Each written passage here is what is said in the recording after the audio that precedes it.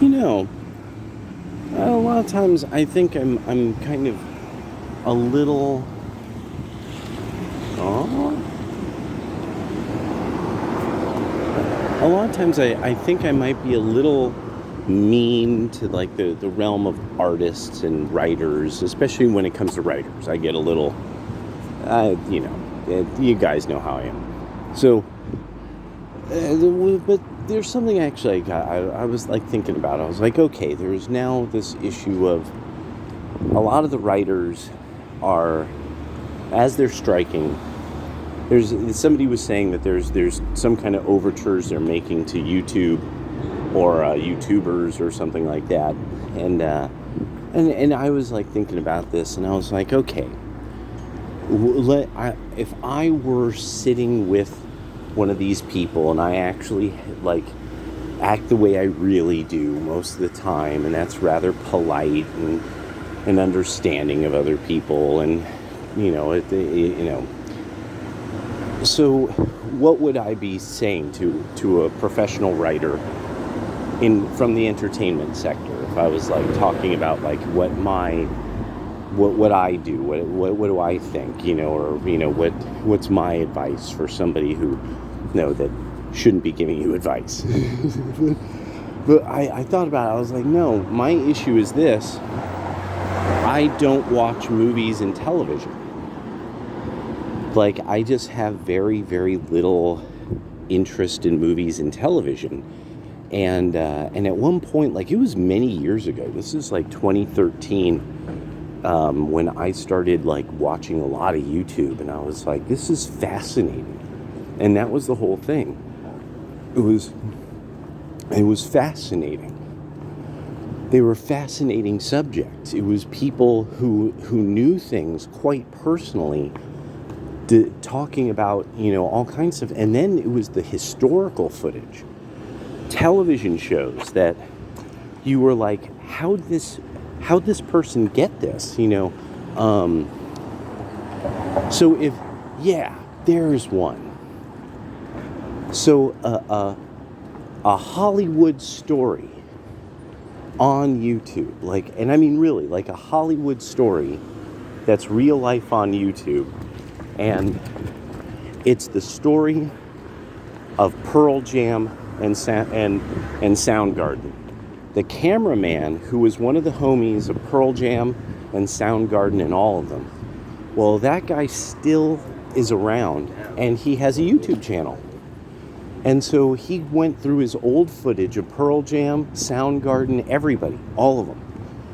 Years of it. Years and years and years of all of these incredible shows at bars, at venues that probably barely exist anymore, and he's posted them to YouTube. So you could see Chris Cornell at 19 years old in a bar because of their friend and his YouTube channel. And he owned all the rights. Because of however it worked out, because the wonder of how the 90s worked in that crazy way, he had the rights to all that footage. And so it's not even that he tries to monetize it or anything like that. I bet most of you have never even heard of this. But just straight up, that's the deal. He had the beginning of their career all on footage, and in memory of all his friends who passed on, he put it on YouTube. That's a Hollywood story. He ends up, of course, being asked in the comments section, how did you find this? Where did you get this? And the more he posted, like, where did you find footage of Chris Cornell, da-da-da-da-da, and so he kept having to put in there, he goes, no, I was their sound man and video man. That's how I have Chris Cornell at 19 on video on YouTube. And it's beautiful. And there's nothing like that. There's nothing like that. There's no equivalent. Nobody dressing up as Chris Cornell and pretending to be him can be this. I know that those of you who write, like you're getting it. You could even imagine what it would be like to like write like a discovery of this stuff, like where a person is like sitting there, like, you know, looking at YouTube and like, oh my gosh, this is on YouTube, you know, and it's like a story. But more than that, then comes the works of Edwin Black, where Edwin Black is the guy who wrote that huge book with one-of-a-kind documentation. He's the only person who has a lot of these documents, so he has to protect them constantly. And these are the documents that showed how much IBM, the predecessor of IBM, created the machine that was able to document who was who in Germany so that they were more easily found, isolated, and then eliminated. IBM created that machine, and nobody is seeing the parallels to what's happening. There is all sorts of crazy lining up at that corner right now, and I don't want to deal with it. Oh yeah, crazy junkie man. Yeah, no. And so the Edwin Black goes over this whole thing of the IBM, the Nazis, the Holocaust. He then does a book on the transfer agreement. What a story. What a story, but it would be so bitter. You would never be able to make it. One of the greatest stories. And then there's that. The greatest story never told. One of the most widely seen movies on the internet. One of the most banned pieces of footage on the internet, and brilliant.